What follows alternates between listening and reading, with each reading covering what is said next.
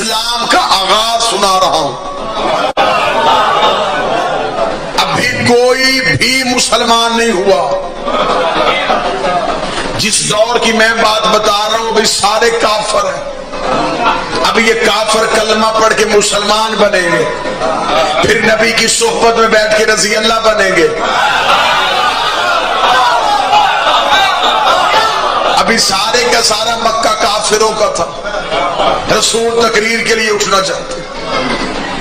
اب عرب کے کافروں کو پتا تھا کہ اس نے اپنی رسالت کا اعلان کرنا ہے، تو رسول کی تقریر کرنے سے پہلے کھانا کھاتے اور چلے جاتے۔ 2 دن مسلسل تاریخ کہتی حضرت ابو طالب نے دعوت کا اہتمام کیا، لیکن مکہ کے کفار نے ذکر کا بائیکاٹ کیا، دسترخوان کا نہیں کیا، کیونکہ پورا عرب کھاتا ہی اسی گھر سے تھا۔ قحط کے دنوں میں بھی دسترخوان انہی کا سجدہ تھا۔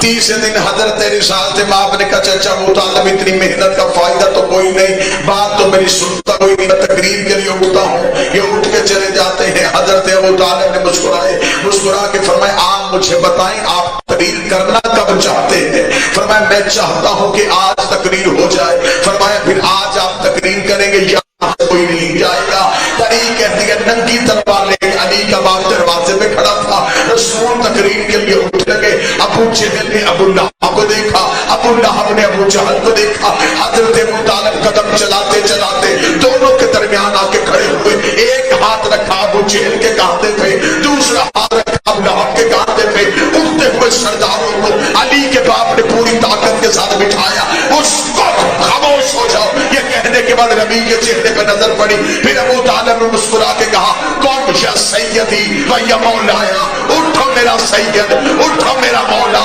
فتکلم مما تحبون، اور کہہ دے وہ جو تو چاہتا ہے، وبلغ رسالتہ من ربک، اور پہنچا وہ رسالت جو تیرے رب نے تجھ پہ نازل کی ہے۔ ابو طالب کا جملہ کہنا تھا، خدائی جھوم گئی۔ خدا نے کہا ابو طالب تیرے تو پہلے ہی بڑے قرضے تھے، ایک احسان تو نے اور کر دیا، تو نے 40 کافروں میں میرے نبی کو مولا کہا ہے، میں تیرے قرض کو اتاروں گا، میں 1.25 لاکھ حاجیوں میں اسی محمد کے ہاتھوں تیرے علی کو مولا کہلا۔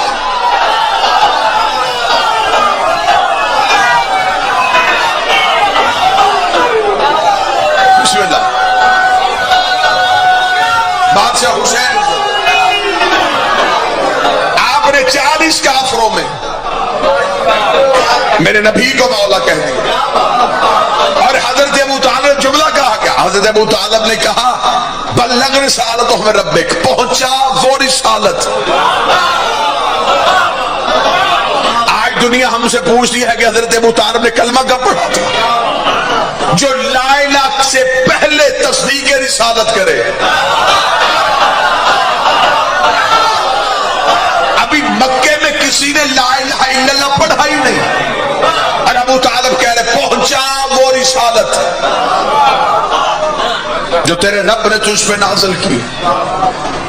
ابو طالب دروازے پہ کھڑے ہیں، رسول تقریر کر رہے ہیں، علی مجمع کے پیچھے کھڑے۔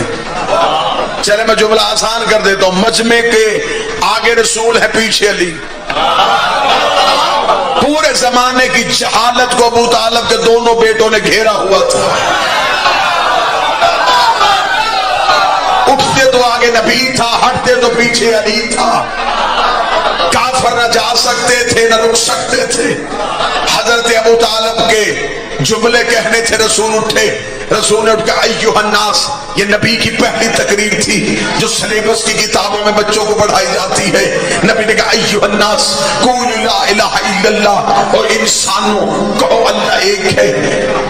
اگر تم یہ کہہ دو گے تم فلاح پا جاؤ گے۔ سب نے کہا تو کیسے کہتا ہے کہ اللہ ایک ہے؟ فرمایا انا محمد عبدہ و رسول، میں اس کا عبد بھی ہوں اس کا رسول بھی ہوں۔ جو میری اس بات پہ شہادت دے گا وہ میرے بعد میرا خلیفہ ہوگا، میرے بعد میرا وزیر ہوگا، میرے بعد میرا جانشین ہوگا۔ کتابیں چاہو تو یوں منبر پہ ڈھیر لگانے کے لیے تیار ہو۔ عزت آل محمد کی قسم ہے، رسول نے 3 بار کہا کوئی ہے جو اس حق کے راستے میں میرا ساتھ دے۔ پورے کفار میں سناٹا تاری تھا۔ کتابیں کہتی پیچھے سے 10 سال کا علی اپنے بچوں پہ اٹھ کے کھڑا ہوا، کھڑا ہو کے کہا اشہد ان لا الہ الا اللہ، میں گواہی دیتا ہوں اس کے سوا معبود کوئی نہیں، میں گواہی دیتا ہوں تو اس کا رسول ہے۔ اتنا جملہ کہنا تو رسول نے فرمایا اے ابو طالب کے بیٹے، تو نے میری رسالت کی گواہی دی، تو نے میری توحید کی گواہی دی، پھر میں بھی گواہی دیتا ہوں تو اللہ کا ولی بھی ہے، تو میرا وزیر بھی ہے، تو میرا جانشین بھی ہے۔ اب پوری دنیا میں مسلمان کلمہ پڑھتے ہیں لا الہ الا اللہ محمد رسول اللہ، شیعہ کلمہ پڑھتے ہیں علی ولی اللہ محمد رسول اللہ تک کلمہ پڑھنا علی کی سنت ہے، علی ولی اللہ پڑھنا نبی کی سنت۔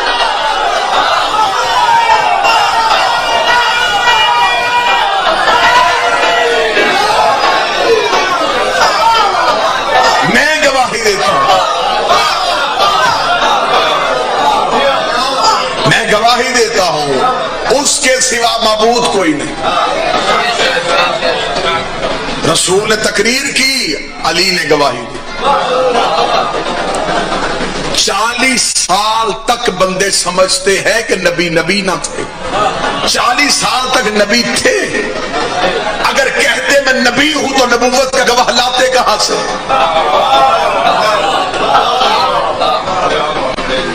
40 سال تک ٹپ رہے۔ چلے میں مجمع کو جگانے کے لیے جملہ کہہ دیتا ہوں، 40 سال قرآن بن کے دکھایا، پھر قرآن پڑھ کے سنایا۔ 40 سال تک اپنے کردار سے بتایا کہ قرآن۔ رسول نے تقریر کی، علی نے تائید کی۔ ابو طالب کے دونوں بیٹوں نے اسلام کا وزن اٹھا لیا۔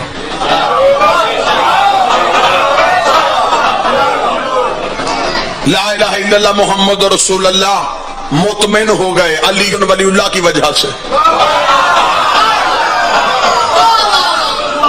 پہلے رسول تبلیغ کے لیے گھر سے نکلتے تھے، مکے کے کافروں کے شرارت بچے نبی کو پتھر مارتے تھے۔ آج علی نے نصرت کا وعدہ کیا، اگلے دن رسول گھر سے نکلے، اب اکیلے نے نکلے، کتابیں کہتی ہے پیچھے علی بھی تھا۔ ہائے ہائے، اگر میں ذہنوں میں نقشہ بنا سکوں، آگے آگے محمد رسول اللہ، پیچھے پیچھے علی ولی اللہ، زبانوں پہ دونوں کے لا الہ الا اللہ، دونوں مکے کے گلیوں میں تبلیغ مذہب کی خاطر چلے گئے۔ آج علی ساتھ تھے۔ کفار کی پہلے سے عادت تھی، اکیلے محمد کو پتھر مارا کرتے تھے۔ کافر کی ماؤں نے اپنے بچوں کو چھتوں میں بھیجا، وہ دیکھو یتیم عبداللہ پھر آ گیا، جب یہ ہماری گلی میں آ کے اپنے اللہ بیان کرے تم نے پتھر مارنے ہیں۔ بچوں نے ماؤں کے دامن ہلاکے گا، اما زمین پہ دیکھو، آج اکیلا نہیں آ رہا، آج پیچھے کوئی اور بھی آ رہا۔ فرمایا وہ علی آ رہا ہے، وہ اس کا بھی چھوٹا بھائی ہے، وہ تو ابو طالب کا چھوٹا بیٹا ہے، وہ زمین پہ ہے، تم چھتوں پہ ہو، تم چھت سے پتھر مارو گے، علی تمہارا نشانہ کیسے لے گا، علی تم سے مقابلہ کیسے کرے گا؟ تم اپنے چھتوں کی سہارے کے ساتھ محمد کو زخمی کرو۔ کافر چاہتے تھے محمد زخمی ہو جائے، ولایت علی پیچھے تھی، علی ولی اللہ پیچھے تھا۔ آج بھی کافر کا پروگرام ہے علی ولی اللہ کو ہٹاؤ تاکہ محمد زخمی ہو سکے۔ آج بھی علی ولی اللہ محمد رسول اللہ کا دفاع بن کے ساتھ ساتھ ہے۔ ادھر مکے کی گلیوں میں علی ولی اللہ کا آنا تھا۔ کتابیں کہتے جب علی گھر سے نکلے تھے تو علی کے ہاتھ میں چند خرمے، علی کھجورے کھاتے رہے، گٹھلیاں سنبھالتے رہے، کھجورے کھاتے رہے، گٹھلیاں سنبھالتے رہے۔ لوگ سمجھ رہے تھے علی کھجورے کھا رہا ہے، لیکن علی تو حفاظت محمد کا اسلحہ اکٹھا کر رہا تھا۔ علی کھجورے کھاتے رہے، گٹھلیاں بچاتے رہے۔ علی نے ہاتھ کا اشارہ کیا کہ کسی بچے کا پتھر میرے محمد کو لگنا چاہیے۔ ماں نے بچوں کو اشارہ کیا، بچوں نے ہاتھوں میں پتھر لیے، نبی کے جسم کا نشانہ لیا۔ طریقے سے پھر علی کے ہاتھ سے گٹھلیاں نکلی، جس کے بازو پہ لگی وہ بازو چلا گیا، جس کے سینے پہ لگی وہ سینہ چلا گیا، جس کے سر پہ لگی وہ سر چلا گیا۔ آج مولوی کہتا میں نہیں مانتا، کھجور کی گٹھلی میں اتنی طاقت کہاں سے آ گئی؟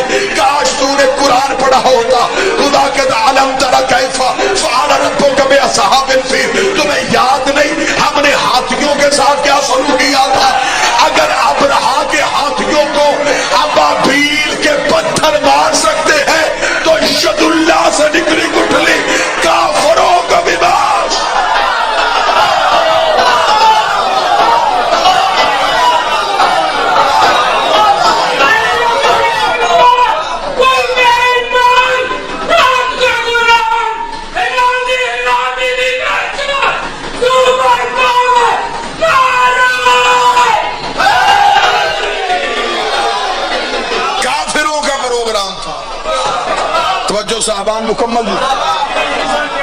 میں اسلام کا ابتدائیہ سنا رہا ہوں. شوال مہینہ منسوب ہے حضرت عمران سے. اسلام کا ابتدائیہ کیا ہے؟ آغاز اسلام کیا ہے؟ جہاں جہاں محمد رسول اللہ تھے پیچھے پیچھے علی ولی اللہ تھے. جب حضرت ابو طالب نے دنیا چھوڑی تو خدا نے کہا میرا محمد اب مکہ تیرے رہنے کے قابل نہیں رہا، اب تو بھی مکہ چھوڑ. اور صرف یہ نہیں کہا کہ مکہ چھوڑ، فرمایا بستر پہ اسے سلا جو تجھ میں سے ہے. باتیں آپ کی سنی سنائی ہوں گی، نتیجے میں بس نہیں دوں گا. رسول نے اللہ کو حکم تھا اپنے بستر پہ اسے سلا جو تجھ میں سے ہے. رسول نے اپنے بستر پہ کسی مسلک کو کوئی اعتراض نہیں. سب مانتے ہیں کہ رسول نے اپنے بستر پہ ہجرت کی رات امیر المومنین کو سنایا. میرا علماء سے ہاتھ باندھ کے سوال ہے کہ جو خلافت کے لیے آئے تھے وہ بستر پیغمبر پہ کیوں نہیں آئے؟ یہاں پہ مولانا مودودی نے بڑا خوبصورت تجزیہ کیا. انہوں نے کہا جی اس وجہ سے نہیں آئے، اس لیے کہ جب رسول سوتے تھے تو رات کی تاریکی میں نبی کے جسم سے نور نکلتا تھا. صحیح بخاری میں بھی ایک نبی کی بیوی کا قول درج ہے کہ وہ نبی کی بیوی کہتی ہے کہ رات کی تاریکی میں اگر میری سوئی بھی گم ہو جاتی تو میں نبی کے چہرے کے نور سے ڈھونڈ لیا کرتی تھی. تو اس کا مطلب ہے کہ اندھیرے میں نبی کے جسم سے نور نکلتا تھا. آج بندہ وہ چاہیے، میرا خیال ہے ذہنی طور پر جو سوئے تو نور نکلے. مولانا مودودی کہتے بس یہی وجہ تھی کہ رسول نے علی کو سنایا. کاش یا میں مودودی صاحب کے دور میں ہوتا یا مودودی صاحب آج ہوتے تو میں ان سے ضرور پوچھتا کہ قبلہ آپ نے علی کا فضائل چھپاتے چھپاتے یہ منطق لکھ دی کہ کیونکہ علی اور محمد ایک نور سے تھے تو لہٰذا نور مجبوری تھی جس وجہ سے علی کو سلایا. تو پھر قبلہ اگر نور ہی مجبوری تھا تو جبریل بھی تو نور ہے. بجائے علی کے رسول جبریل کو کہتے تو میرے بستر پہ سو. اگر کافر حملہ بھی کر دیتے تو فرشتے کو زخم کیسے آنا تھا؟ جبریل کو سلاتے، علی کو ساتھ لے جاتے. مودودی صاحب تو زندہ نہیں لیکن مودودی صاحب کی ذہنیت والے لوگ تو آج بھی زندہ ہیں. جب ہم نے ان سے سوال کیا تو انہوں نے جواب میں دے دیا جی نہیں جی آپ شیعہ تو پھر حد کرتے ہیں، ضد کرتے ہیں ہر بات پہ. ایسا کیسے ہو سکتا ہے؟ نبی کے بستر پہ جبریل کیسے سو سکتا ہے؟ جبریل تو نبی کا نوکر ہے اور نوکر کی جرت کیا ہے کہ وہ سردار کے بستر پہ لیٹ جائے؟ جبریل جیسے نوکر کی جرت کیا ہے کہ وہ سردار کے بستر پہ لیٹ جائے؟ تو پھر میں مولوی سے ہاتھ باندھ کے سوال نہ پوچھوں کہ جس نبی کے بستر پہ جبریل جیسا نوری نوکر نہیں بیٹھ سکتا اس کے منبر پہ کوئی امتی کیسے بیٹھ سکتا؟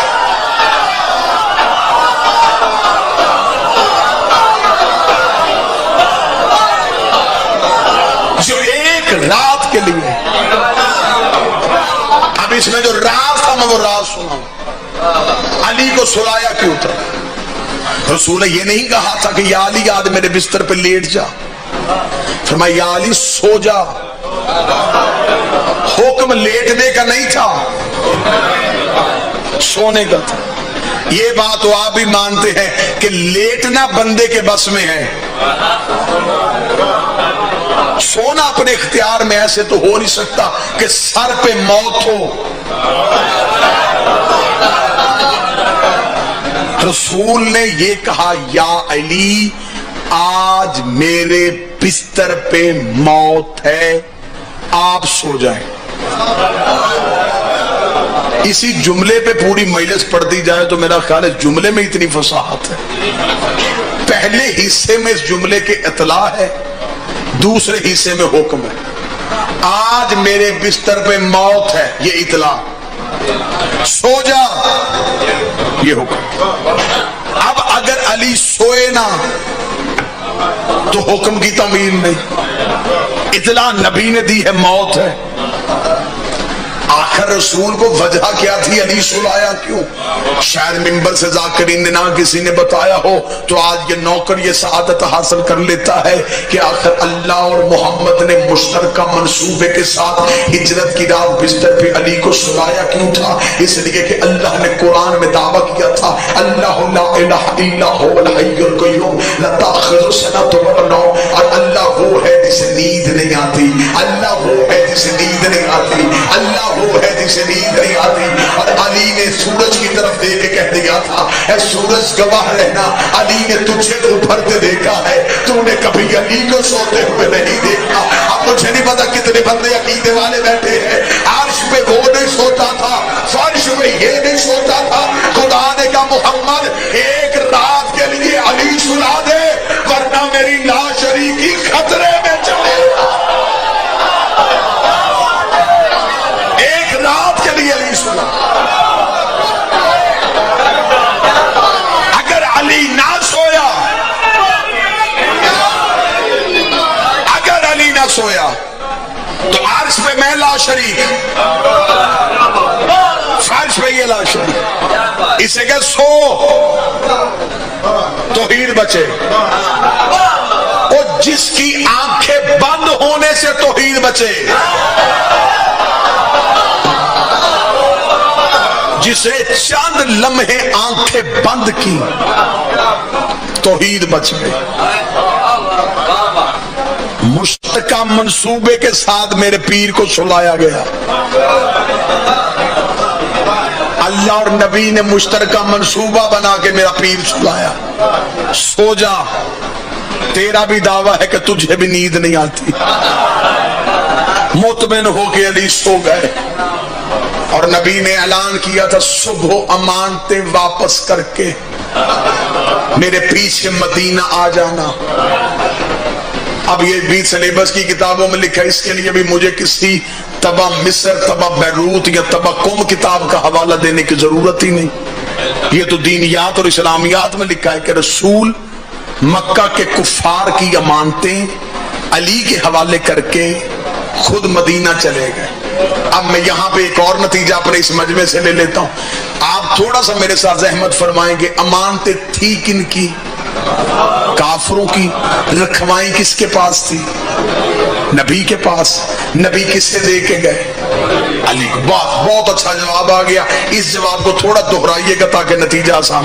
تھی کافروں کی، رکھوائیں تھی نبی کے پاس، نبی دے گئے علی کو. تھی کافروں کی، رکھوائیں تھی نبی کے پاس، نبی دے گئے علی کو. مجمع چپ رہے، مجھے مزہ ہی بڑھا رہا. تھی کافروں کی، رکھوائیں تھی نبی کے پاس، نبی دے گئے علی کو. تھی کافروں کی، رکھوائیں تھی نبی کے پاس، نبی دے گئے علی کو. پورے مجمع میں ایک بندہ میرا سنی بھائی بیٹھا ہے، فیصلہ گھر جا کے کرنا. جو محمد ایک رات کے لیے مکہ چھوڑتے ہوئے کافروں کی امانتیں علی کے سوا کسی کو نہیں دیتا، وہ دنیا چھوڑتے ہوئے اللہ کی خلافت جیسی امانت علی کے سوا کسی کو کیسے؟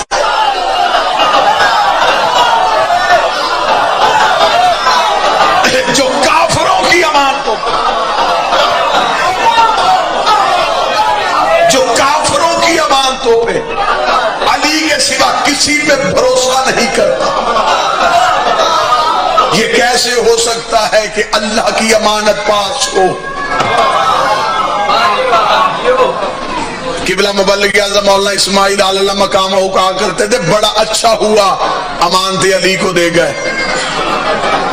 ورنہ باقی ساری عمر قرضے اتارنے میں گزر جاتی. جب رسول نے یہ کہا نا کہ اور مطمئن ہو کے علی سو گئے، اور علی بھی اس رات سوئے تھے.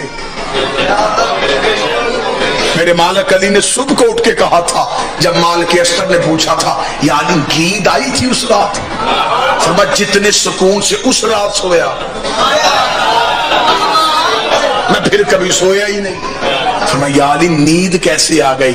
فرمایا رسول کہہ کے گئے تھے آج سو جا صبح آ جانا. ہائے ہائے ہائے آج صبح آ جانا. مطمئن ہو گیا علی سو گئے. کافر ساری رات جاگتے رہے. نبی کے گھر کا گھیراؤ کیا. 40 کافر نبی کے گھر کے باہر کرتے. 10 کافر نبی کے صحن میں اترے. صحن میں چارپائی، چارپائی پہ بستر، بستر پہ چادر، چادر کے نیچے علی، نور باہر آ. ساری رات سوئے ہوئے علی کو کافر محمد سمجھتے رہے. یہ علی تجھے ماننے کا لطف بھی نہیں آ گیا؟ تجھے کسی نے غلط بھی سمجھا یا محمد سمجھا یا خدا سمجھا؟ تجھ پہ بشر ہونے کا شبہ کسی کو بھی نہیں ہوا. کافروں نے سمجھا کہ محمد سوئے. آخر ڈرتے ڈرتے کانپتے ہانپتے آ کے چادر ہٹائی. چلے میں رخ تبدیل کرتا ہوں. انہوں نے اپنے ناپاک ارادوں سے خلاف علی ولی اللہ ہٹایا.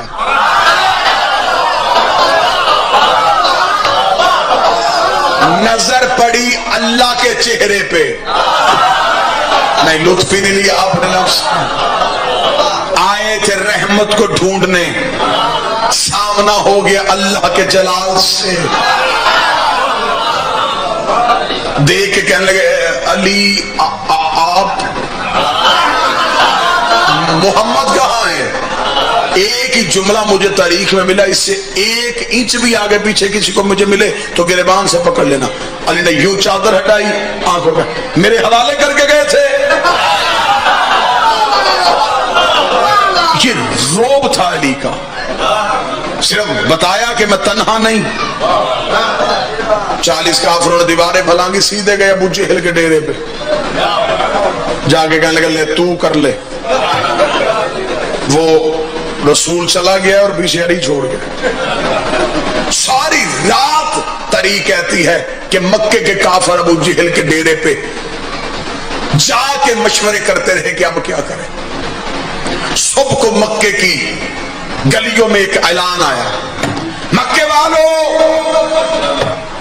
راز محمد ابن عبداللہ ہجرت کر کے مدینہ تشریف لے گئے. جو امانتیں تم نے رسول کو دی تھی وہ میرے پاس ہیں. تھوڑی دیر میں بھی مکے میں ہوں، پھر میں بھی اپنے نبی کے پیچھے چلا جاؤں گا. جس کی جو امانت ہے ابو طالب کی حویلی سے آ کے لے جائیں.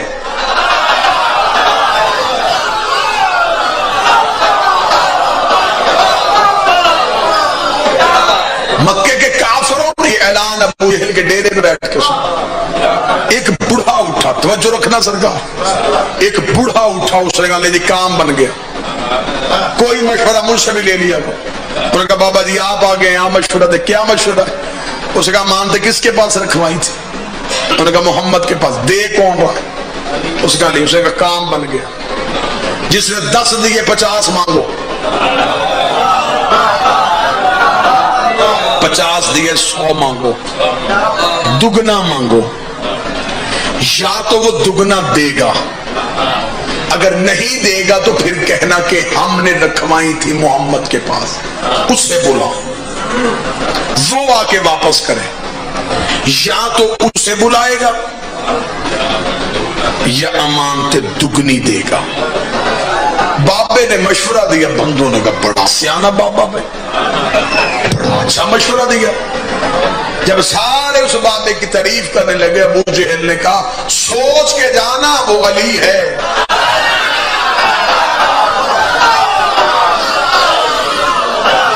اس نے مکہ میں ہماری کوئی تدبیر نہیں چلنے دی.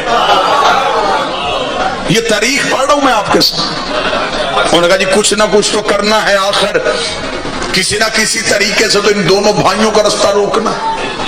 ابو جہل نے کہا پھر اسی کو ساتھ لے جاؤ، یہی تمہیں دگنی لے کے دے گا. آگے آگے وہ بابا چلا، नाम मेरे जहन में भी है, तारीख में लिखा भी है, ले नहीं मैं सकता।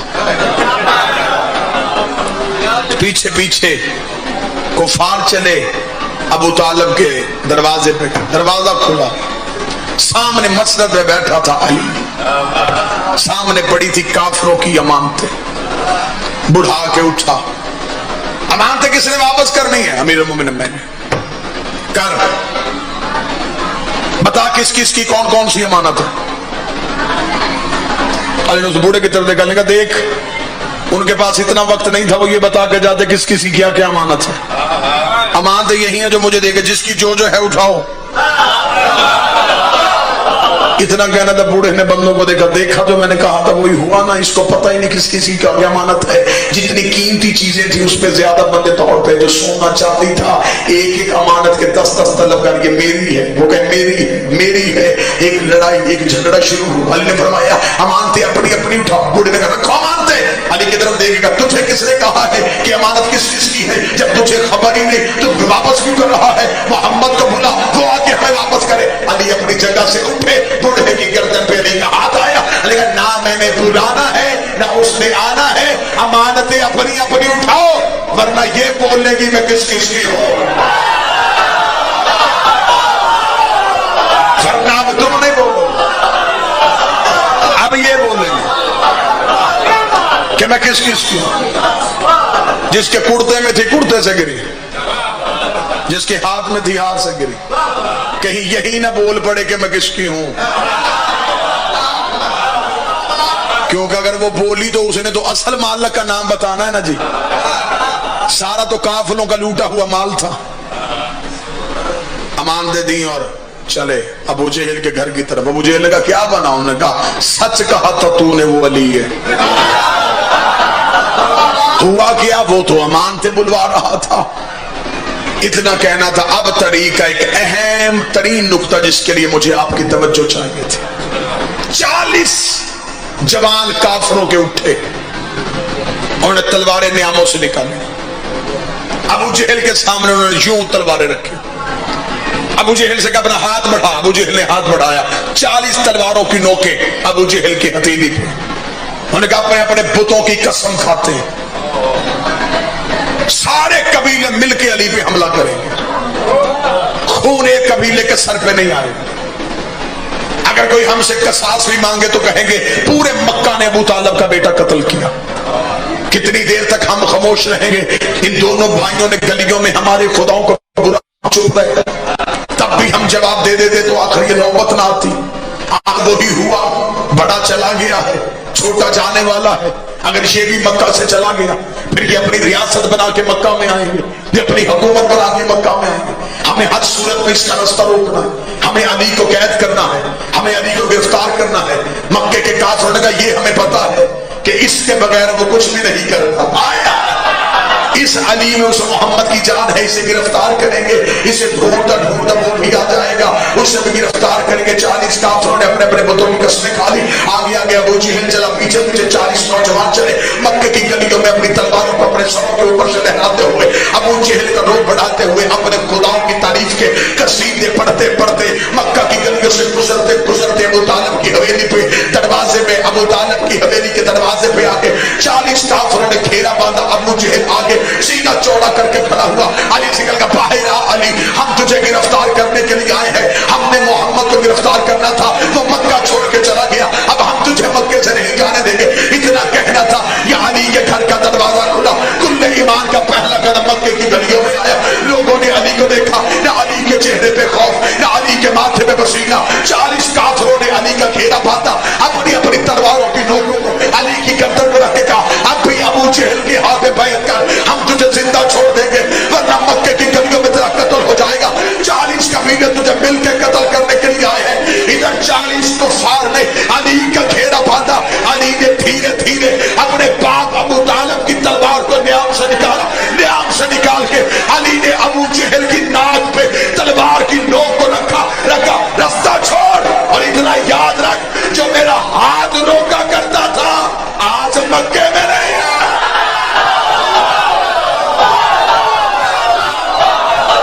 इतना याद रख।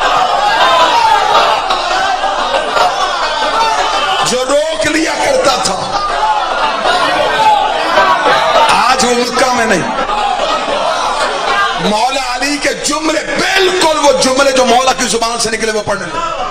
مولا نے فرمایا اگر یہ تلوار چل پڑی میں مکے کی گلیوں کو لہو سے بھر دوں گا. تمہاری بیواؤں کے سر پہ چادر ڈالنے والا مرد بھی نہیں بچے گا.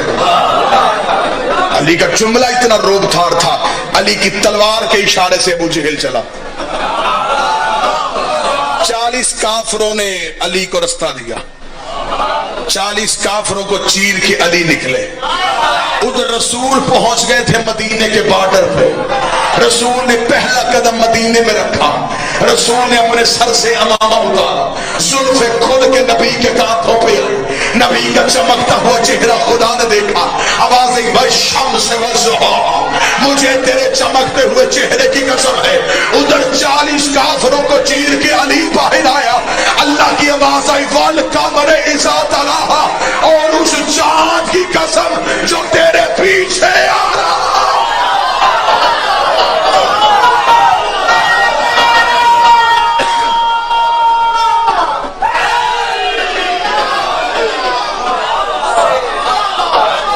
اس چاند کی قسم جو تیرے پیچھے آ رہا. نبی نے پیچھے مڑ کے دیکھا تو پیچھے علی آ رہا. یہ ہے اسلام مکہ میں قائم رہا تو علی ولی اللہ کی وجہ سے. مدینہ میں قائم رہا اسلام تو علی ولی اللہ کی وجہ سے. اس لیے آخری ہجوم میں مجمع میں اللہ نے کہا میرا محمد جس نے مجھے بچایا, جس نے تجھے بچایا. اب روک صحابیوں کو, انہیں بتا دے کہ اگر علی نہیں تو پھر کچھ بھی. پھر رسول نے یہ نہیں کہا کہ پڑھنا ہے تو پڑھ لو,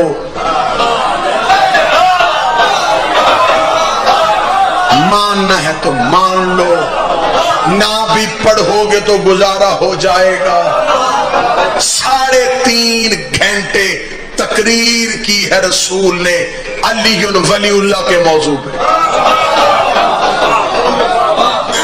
3.5 گھنٹے تقریر کی اور پھر علی کو واجب منوایا.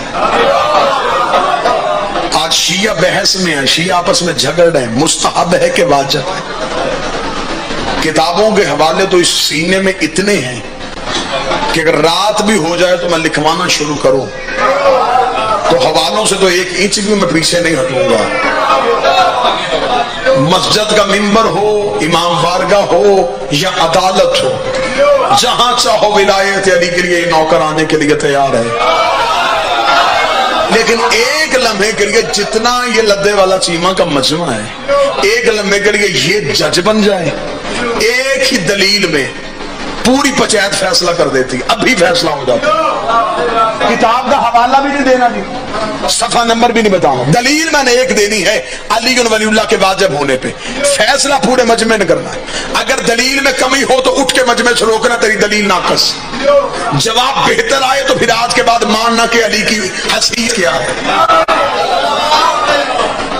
بحث اس بات میں ہے کہ علی مستحب ہے کہ واجب.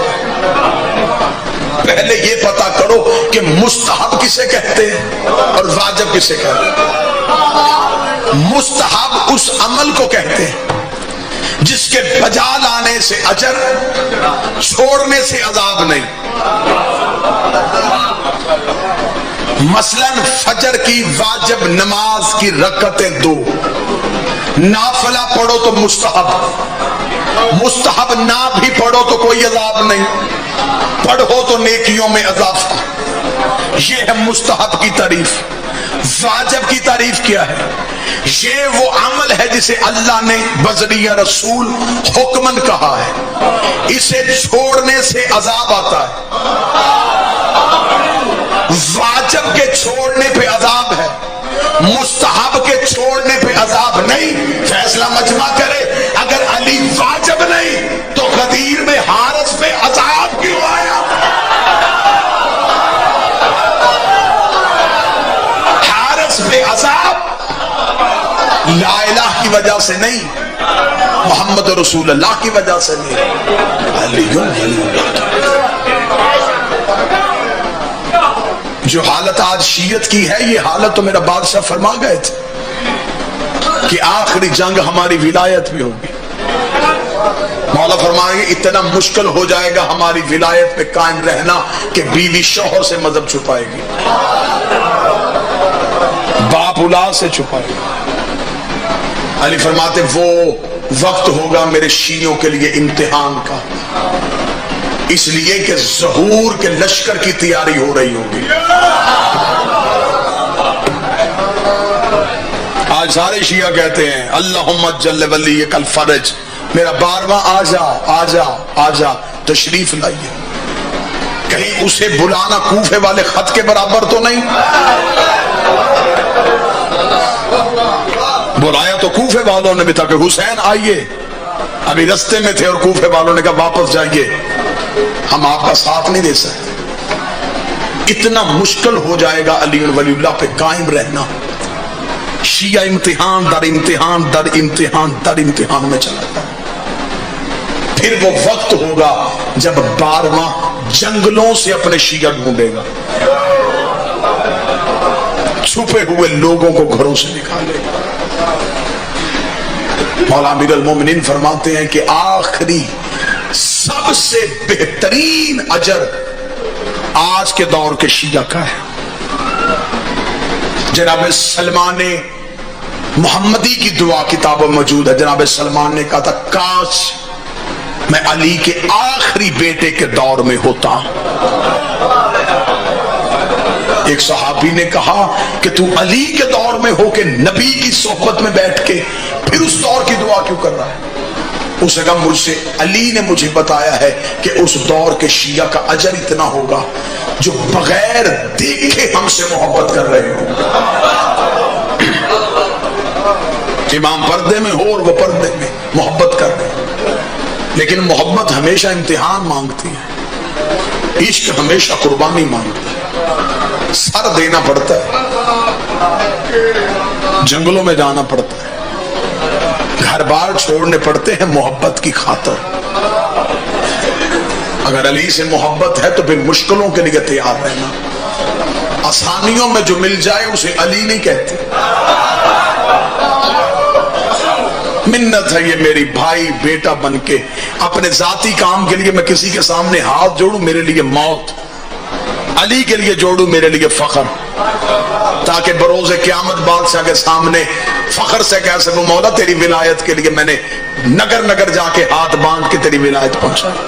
یہ ہاتھ باندھ کے کہہ رہا ہوں تمہیں حسین کے آخری سجدے کا واسطہ، زندگی میں علی کی ولایت کو نہ چھوڑ۔ علی ولی اللہ کو ایک لمحے کے لیے تنہا نہ کرنا۔ علی فرماتے ہیں میں اتنا مظلوم ہوں، مجھے دشمن دشمنی میں چھوڑ گیا، دوست خوف میں چھوڑ گیا۔ اس علی ولی اللہ کو بچاتے بچاتے بیٹی شام کے بازار میں چلی۔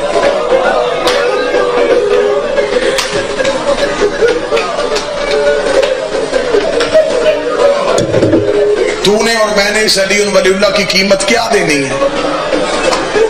4 لوگ ہم سے ملنا ختم کر دیتے ہیں، تھوڑی دیر کے لیے قید کاٹنا پڑتی ہے، زیادہ سے زیادہ ہمیں علی کی محبت میں سر دینا پڑ جاتا ہے۔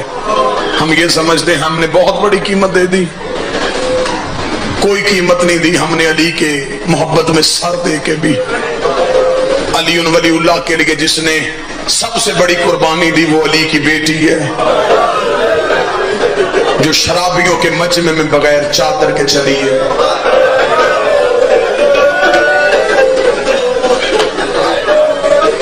یہ صرف بدلے لیے گئے علی ولی اللہ کے۔ آج بھی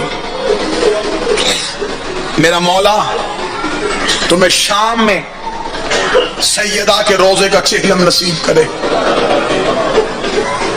اب تو دور تبدیل ہو گیا، ماں بھی قید میں ہے، بیٹی بھی قید میں، بقیہ میں ماں کی قبر پہ بھی سپاہی کھڑے ہیں، بیٹی کی قبر پہ بھی فوجیں کھڑی ہیں۔ میرا 12واں زمانے سے آ کے پوچھ میری دادیوں کا جرم کیا ہے۔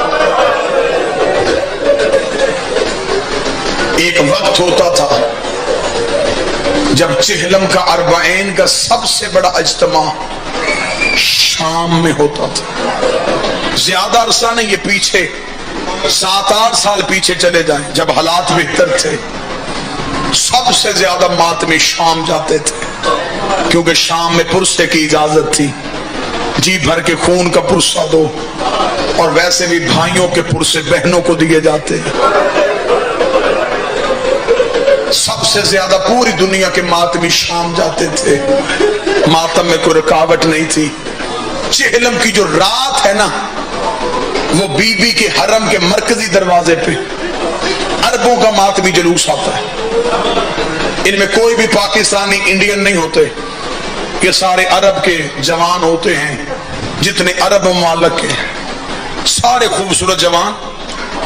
جب یہ چہلم کا بی بی کا پرسہ دینے آتے نا رات 12 بجے کے قریب، 20 سفر کی صبح، انہوں نے کفن پہنے ہوتے، ان کے ہاتھوں میں ہوتی ہیں تلواریں، یہ بی بی کے روضے کے مرکزی دروازے پہ آ کے کھڑے ہو جاتے اور یہ بی بی کے روضے کے میناروں کو دیکھنا شروع کر دیتے۔ پوری دنیا کے لوگ ان عربوں کا ماتم دیکھنے کے لیے چاروں طرف اکٹھے ہو جاتے۔ پھر ان کے نوحہ خان، عربی میں ایک نوحہ پڑھتے ہیں، وہ نوحہ شروع ہوتا ہے، وہ روتے رہتے ہیں۔ پھر ان میں نوحہ خانوں میں سے ایک بوڑھا کھڑا ہوتا ہے، کوئی بزرگ، وہ کانوں پہ ہاتھ رکھتا ہے اور وہ اونچی آواز میں ایک شعر پڑھتا ہے۔ جو ہی وہ شعر پڑھتا ہے، وہ جوان تلواریں سروں پہ مارنی شروع کر دیتے ہیں۔ بی بی کے حرم کے باہر ایسے جیسے لہو کا دریا چل رہا ہے، جس بندے کو نہیں بھی سمجھ آتی وہ بھی دیواروں پہ ٹکرے مارنے شروع کر دیتا ہے۔ میں ایک سال اس جلوس میں تھا جب وہ شعر پڑھا گیا، کسی کو کوئی ہوش نہیں تھی، کوئی چہرے کا ماتم، کوئی سینے کا ماتم، کوئی تلوار کا پرسہ، کوئی زنجیر کا پرسہ۔ جب پرسہ ہو گیا، میں نے ایک طالب علم سے پوچھا، میں نے کہا میں پہلی بار آیا ہوں، میرے ذہن میں وہ نہیں ہے، مجھے بتا اس نے کیا شعر پڑھا ہے جس کے بعد شام میں قیامت آ گئی ہے۔ اس طالب علم نے کہا کہ وہی شعر پڑھا جاتا ہے جو شعر پڑھ کے ان کمینوں نے بی بی کا استقبال کیا تھا۔ میں نے کہا وہ شعر سنا، اس کا ترجمہ سنا، اس نے جو ترجمہ سنایا میں اس مجمع کو سنا۔ کوئی سید بیٹھا، مجھے جملہ معاف کر دینا، اس نے کہا جب علی کی بیٹی کا پہلا قدم شام کے بازار میں آیا تو 6 لاکھ کمینہ بازار میں ناچ رہا تھا، ڈھول بج رہے تھے، ہاتھوں میں شراب کے جام تھے۔ ان پہ غیرتوں نے ایک شعر پڑھا، انہوں نے کہا اے علی، تو نے ہمارے مردوں کو مارا، ہم نے تیری عورتوں کو مارا۔ یہ شعر پڑھنا تھا یا شام میں پتھروں کی بارش شروع ہو گئی۔ علی کی بیٹی منہ سے ایسے گری جیسے گھوڑے سے آواز گرا تھا، رو گئی حسین پڑھ قرآن، میں پیدل چل رہی،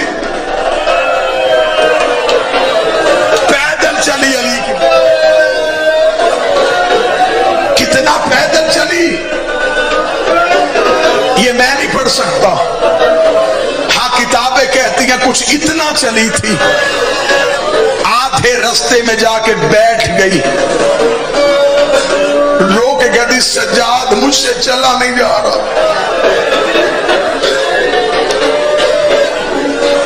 میں دل سے دعا دے رہا ہوں ان روتی ہوئی آنکھوں میں میرا مولا تمہیں شام لے جائے، جب جاؤ تو بہنیں بیٹیاں ساتھ لے کے جاؤ، ان بازاروں سے گزرو جہاں سے محمد کی بیٹیوں کو گزارا گیا۔